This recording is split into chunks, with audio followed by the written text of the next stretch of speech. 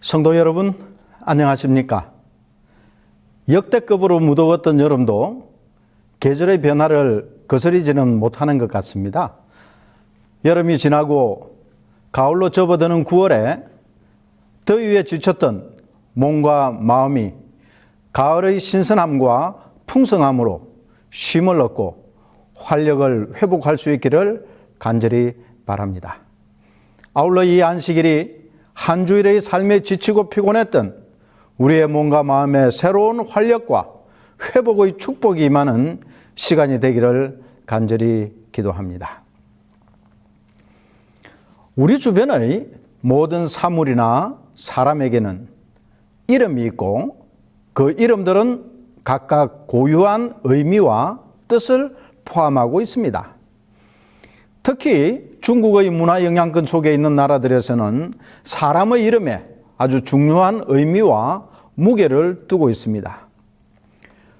유교의 5대 경전 중 하나이며 고대 중국의 예에 관한 기록과 해설을 정리한 예기에 나오는 구절을 보면 자식의 이름을 지을 때는 나라의 이름을 따서 짓지 아니하고 나라의 간지와 달의 이름을 따서 짓지 아니하며 몸에 감추어진 험이나 병이 있을 때에 그 험을 따서 이름을 짓지 아니하며 산천의 이름을 따서 이름을 짓지 아니한다라고 기록하고 있습니다. 우리나라에서도 옛날에는 이름을 예쁘게 지으면 아이가 단명하다고 생각했습니다. 이름이 고우면 귀신이 귀한 자식인 줄 알고 잡아가기 때문에 일부러 천한 이름을 붙였다고 합니다. 또한 그 이름에 너무 큰 뜻이 담긴 것도 좋지 않게 보았는데 타고난 그릇에 비해 너무 좋은 이름을 받으면 그 이름에 휘둘리거나 짓눌려서 원래보다도 못하게 살게 된다고 여겼기 때문입니다. 그래서 보통 용이나 호와 같은 기운이 센 글자를 이름에 넣는 것은 피하고 대신 발음이 같은 한자 쓸용이나 클호를 넣어서 간접적으로 기운을 빌어오고자 한 경우도 많았습니다. 또한 귀한 아들일수록 이름을 동물의 배설물이나 천한 의미를 가진 이름으로 짓거나 또는 대충 지은 느낌이 드는 이름으로 짓는 경우가 흔했습니다. 그리고 부정적인 의미를 가진 말을 써서 자식이 장수하기를 기원하기도 했습니다. 어릴 때 쓰는 이름, 아명이라고 하죠. 이 아명을 이런 식으로 붙이다가 나중에 진짜 이름을 정해주곤 했습니다. 예를 들어 고종의 아명은 개똥이었고 인종의 아명은 백돌이였다고 합니다. 그런데 이 이스라엘 백성들에게도 우리나라 사람들 못지않게 이름이 매우 중요한 의미를 가지고 있습니다. 특히 하나님의 이름을 부르거나 쓰는 것에 대해 예기에서 언급한 것보다 훨씬 엄격하고 대단한 주의와 격식을 따졌습니다. 그러면 여러분, 하나님의 이름은 무엇입니까? 하나님은 이름인가요? 아니면 호칭인가요? 이 하나님이라는 것은 호칭입니다. 일반적인 호칭이죠. 문법적으로 품사를 따진다면 대명사에 해당합니다. 그러면 하나님의 이름, 즉 고유명사는 무엇일까요? 하나님은 매우 많은 이름을 가지고 있습니다. 대략 30여 개의 이름이 성경에 사용됩니다. 참 많습니다. 왜 우리는 하나님의 이름을 아는 것이 필요할까요? 일반적으로 이름은 그 사람이나 물건의 특징, 특성 또는 장래의 바람들을 포함하고 있습니다. 특히나 성경에서 언급하는 이름의 개념은 단지 부르기 위해서뿐만 아니라 그 사람의 신분이나 상태를 암시하고 있습니다.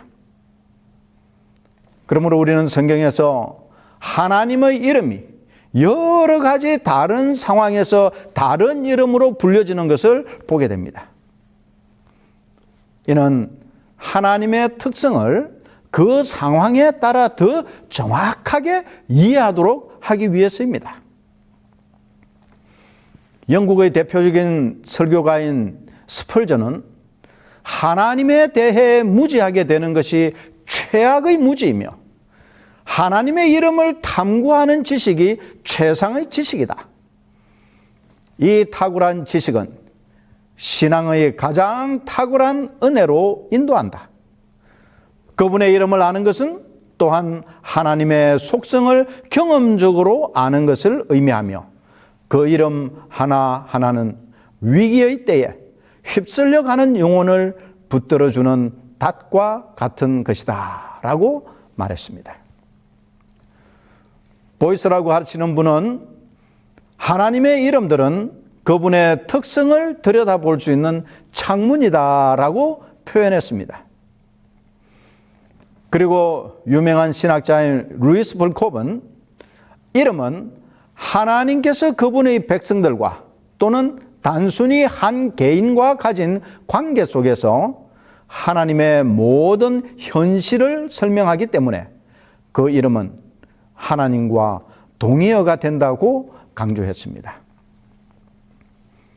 우리가 하나님의 이름에 대해 관심을 가지고 그 이름의 의미를 알아야 하는 이유는 그 이름의 의미를 분명히 이해하게 될 때 하나님을 더 신뢰하게 되고 어렵고 힘든 상황에서나 또는 평화롭고 자유로울 때라도 하나님을 더 찾게 되고 그리하여 하나님의 신실하심을 체험할 수 있기 때문입니다. 오늘 이 안식일에는 하나님의 그 많은 이름들 가운데 에벤에셀의 하나님에 대해 살펴보면서 은혜를 나누고자 합니다. 에벤에셀이라는 하나님의 이름이 성경에 처음으로 쓰여진 곳은 사무엘상 7장입니다. 본문의 말씀을 읽도록 하겠습니다. 사무엘이 번제를 드릴 때에 블레셋 사람이 이스라엘과 싸우려고 가까이 오매 그날에 여호와께서 블레셋 사람에게 큰 우려를 바라여 그들을 어지럽게 하시니 그들이 이스라엘 앞에 패한지라. 이스라엘 사람들이 미스바에서 나아가서 블레셋 사람을 따라 벳갈 아래에 이르기까지 쳤더라.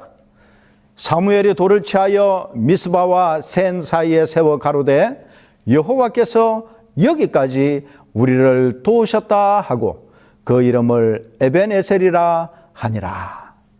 사무엘상 7장 10절부터 12절의 말씀입니다. 그런데 이 본문의 말씀보다 몇 절 앞선 7장 3절부터 있는 말씀을 보면 사무엘이 이스라엘 백성들에게 어떻게 하면 그들을 괴롭히는 블레셋으로부터 구원을 얻을 수 있을지를 알려줍니다.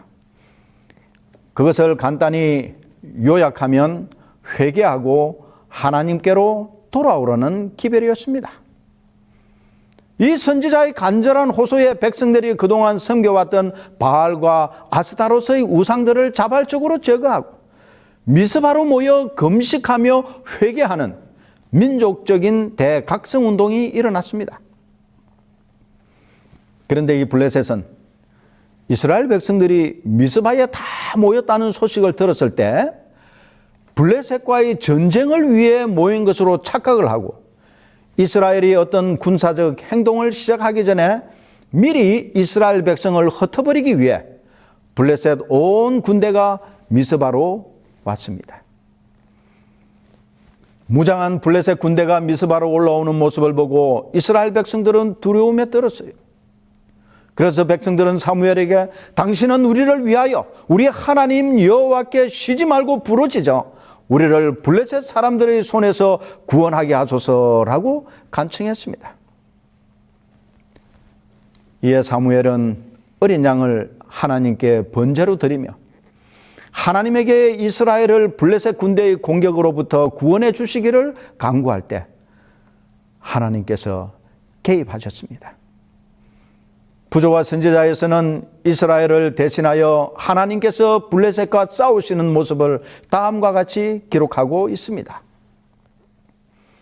그때에 불과 연기와 우레 가운데서 시내산에 강림하시고 이스라엘 자손을 위하여 요단강에 길을 내셨던 전능하신 하나님께서 다시 당신의 능력을 나타내셨다. 맹렬한 폭풍이 진군하는 군대를 쳐서 땅은 강한 전사들의 시체로 덮였다.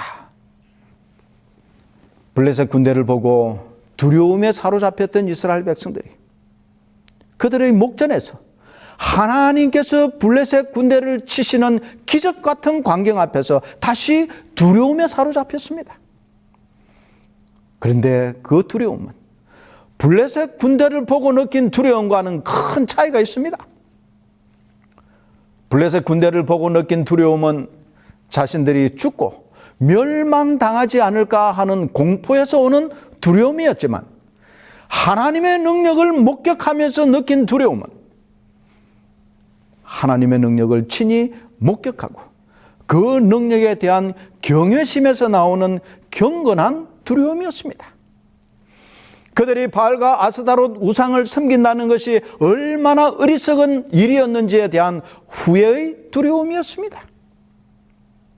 그리고 그들의 금식과 회개가 하나님께 간합되었다는 사실을 아는 감격의 떨림이었습니다. 이스라엘 백성들은 블레셋 군대가 버려두고 간 병기들을 가지고 도망하는 블레셋 군대를 벳갈까지 추격하여 하나님의 치심에서 살아남은 블레셋 군대를 진멸하였습니다. 이처럼 하나님의 개입하심으로 혁혁한 승리를 얻은 그 기적을 기념하기 위해 사무엘은 한 큰 돌을 기념비로 세우고 그 이름을 에벤에셀, 즉 도움의 돌이라 부르고, 여호와께서 여기까지 우리를 도우셨다라고 선포했습니다. 에벤에셀의 하나님을 이스라엘은 그들의 목전에서 직접 만났고 그분께서 하시는 놀라운 능력을 직접 보았습니다. 우리의 삶에 이 에벤에셀의 하나님께서 오늘 우리와 함께 하심을 인해 감사하십시다.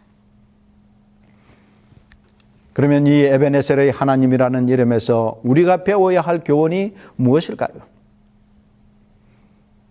첫 번째 교훈은 모든 문제는 죄라고 하는 사실이에요. 문제는 죄에 있다는 사실입니다. 이스라엘이 왜 블레셋으로부터 괴로움을 당하고 그들의 지배하에 있었습니까? 7장 3절 4절의 언급을 살펴보면 그 원인은 하나님을 섬기는 대신 바알과 아스타롯을 비롯한 이방신을 섬겼기 때문입니다. 왜 이스라엘 백성들은 하나님을 섬기는 대신 이방신, 즉 바알과 아스타롯을 섬겼을까요? 화장품 가게를 운영하는 A씨라는 분이 있었습니다. 그는 기독교인이었습니다. 불경기가 계속되어 장사도 영향을 받아 잘 되지 않았는데 한 친절한 고객을 만나게 되었습니다. 같은 그리스도인이라 마음이 끌린다면서 이것저것 화장품을 많이 사주었습니다. 그리고 자기가 아는 사람들이라면서 다른 손님들까지 모시고 와서 화장품을 팔아주었습니다. 그러다가 어느 날 장사도 중요하지만 영적으로 무장하는 것이 더 중요하다면서 성경 공부를 같이 하자고 그 고객이 말했습니다. 이 A씨가 따라가 보니 요즘 유행하는 이단 집단이었습니다. 그런데도 이 A씨는 그들과 함께 어울렸고 자신이 다니던 교회를 비판하기 시작했습니다. 오랫동안 교회를 다녔는데도 아무도 자기의 어려운 형편을 돌봐주는 사람이 없는데 여기서는 교인들이 다 자신의 고객이 되어주니 이곳이야말로 사랑이 넘치는 참 하나님의 교회라고 생각한다는 것입니다. 여러분은 이 A씨에 대해 어떻게 생각합니까? 혹 여러분이 이런 상황에 처하게 되면 어떻게 하시겠습니까? A씨는 그 이단 교회의 덫에 걸려든 것입니다. 물론 우리가 어려울 때 성도들이 서로 돕고 살아야 합니다. 그런데 그보다 더 중요한 것은 그곳에 진리가 있느냐, 구원이 있느냐 하는 것이에요. 자신의 장사에 도움이 되면 거짓도 오류도 관계없이 따라가는 것이 참된 신앙일까요? 하나님이나 부처님이나 신령님이나 그가 누구든 관계없이 나에게 복을 주고 잘되게 해주는 신이 최고라는 것이 참 신앙일까요? 하나님의 뜻과 진리와 상관없이 현실 생활에 도움이 되면 무엇이든 받아들이고 그냥 따라가는 것은 신앙이 아니라 우상숭배입니다. 바알은 가나안 사람들이 섬기는 최고의 신 엘과 그의 부인 아세라 사이에서 태어난 아들로서 주 또는 주인, 소유주라는 의미를 가지고 있습니다. 구약 성경에만 70번 이상 등장하는 이 바알은 하늘의 폭풍과 비 그리고 기후를 다스리는 신이었습니다. 또한 아스다롯은 바알의 아내로서 땅의 곡식과 가축 그리고 사랑과 전쟁을 다스리는 신으로 믿고 있었습니다. 가나안 사람들은 곡식을 수확하는 땅을 자식을 낳는 어머니처럼 생각해서 땅의 일은 여신이요 어머니신 아스다롯의 소관이라고 생각했습니다. 가나안 사람들은 이 땅에 부와 풍요와 번영 그리고 쾌락을 주는 바알과 아스다롯을 섬기는 데 달려있다고 생각했습니다. 그런데 성경과 고대 근동 문헌에 따르면 그들의 제사의식 속에는 하나님께서 엄격하게 금하신 부도덕하고 잔혹한 의식들이 포함되어 있었습니다. 그것은 곧 신전에서의 음행과 어린 자녀들을 불태워 제물로 드리는 행위와 그리고 자신들의 몸에 상처를 입히고 피 흘림으로 그들이 섬기는 신의 관심을 끌려는 행위와 그리고 광란의 축제들이었습니다. 이스라엘 백성들이 여호수아의 지도하에 가나안 땅에 들어가 정복 사업을 시작할 때 그 정복한 성의 주민들을 어린아이로부터 모든 사람을 다 멸절해야 했습니다. 하나님의 명령이었죠. 어떻게 보면 하나님이 참 잔인한 분으로 여겨질지 모르지만 하나님께서 그렇게 명령하신 것은 가나안 사람들이 그 의식이 참으로 부도덕하고 대표적이며 사람을 파멸로 인도하는 바알 숭배를 건절함으로 이스라엘 백성들로 하여금 그들의 부패한 종교에 영향을 받지 않도록 하기 위한 것이었습니다. 그런데 가나안에 들어간 이스라엘 백성들이 그 땅에 이미 살고 있던 가나안 족속들을 완전히 내어쫓지 못하고 일부 가나안 원주민과 함께 살게 되었습니다. 그러면서 시간이 흘러 이스라엘 백성들 사이에 이러한 부패한 바알 숭배의 매력을 느끼고 하나님을 섬기는 대신 쾌락을 제공하는 바알 숭배에 빠져드는 사람들이 생겨나기 시작했습니다. 사사기 2장 11절 13절에 이스라엘의 종교적 부패 상태를 이렇게 묘사하고 있습니다. 이스라엘 자손이 여호와의 목전에 악을 행하여 바알들을 섬기며 애굽 땅에서 그들을 인도하여 내신 그들의 조상들의 하나님 여호와를 버리고 다른 신들 곧 그들의 주위에 있는 백성의 신들을 따라 그들에게 절하여 여호와를 진노하게 하였으되 곧 그들이 여호와를 버리고 바알과 아스다롯을 섬겼으므로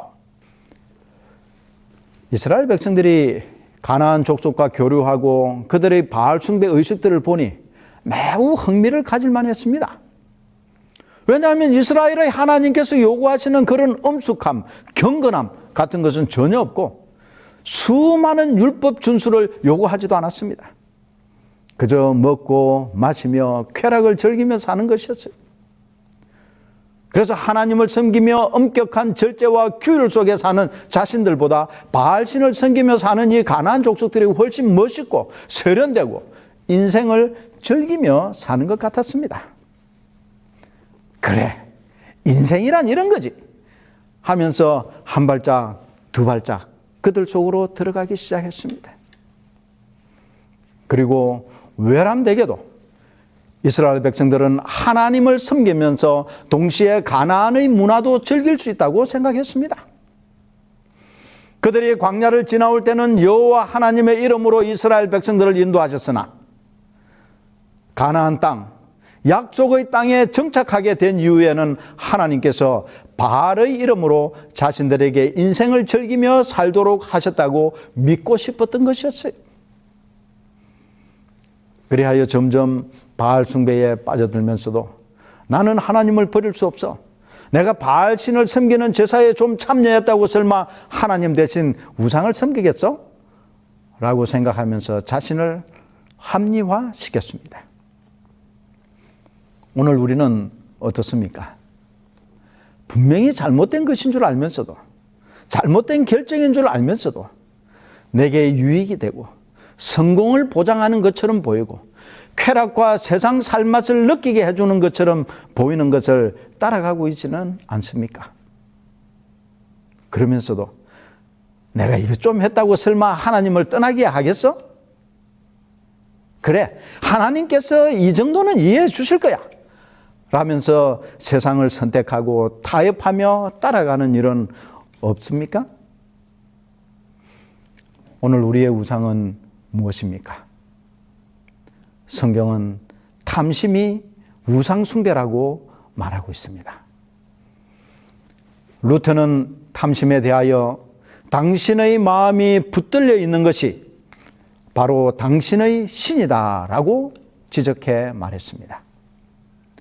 세상의 재물, 명예, 권력, 안락함, 이와 같은 잠시 잠깐 후면 사라져버릴 아침 안개와 같은 이 세상의 것들에 우리의 마음이 붙들려서는 안 될 것입니다.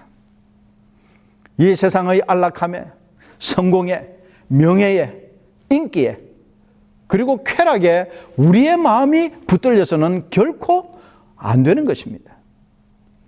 설마 하는 마음은 절대 가지지 마십시오. 절대로 죄와 거래해서는 안 되는 것입니다. 에베네셀에서 우리가 배워야 할 두 번째 교훈은 해답은 회개라는 사실이에요. 문제는 죄이고 해답은 회개입니다. 왜 이스라엘 백성을 미스바에 모이라고 했습니까? 그들이 미스바에 모여 물을 길어 여호와 앞에 붓고 그날 종일 금식하고 거기서 이르되 우리가 여호와께 범죄하였나이다 하니라. 그들이 미스바에 모인 것은 민족적인 회개를 하기 위해서입니다. 그들이 모든 우상, 바알과 아스타롯 숭배를 거치고 그 우상들을 제거하였습니다. 그리고 금식하며 철저하게 회개했습니다. 여러분, 오늘 이 시간에 이런 참된 개혁과 회개의 운동이 일어나기를 기도합니다. 분명히 잘못된 것인 줄 알면서도 그래, 이 정도는 괜찮아. 이 정도는 하나님께서도 이해해 주실 거야. 이것 좀 한다고 내가 하나님을 떠나는 것이 아니잖아? 라는 마음으로 적당히 타협하고 죄와 거래하고자 하는 생각을 완전히 제거하시기를 바랍니다.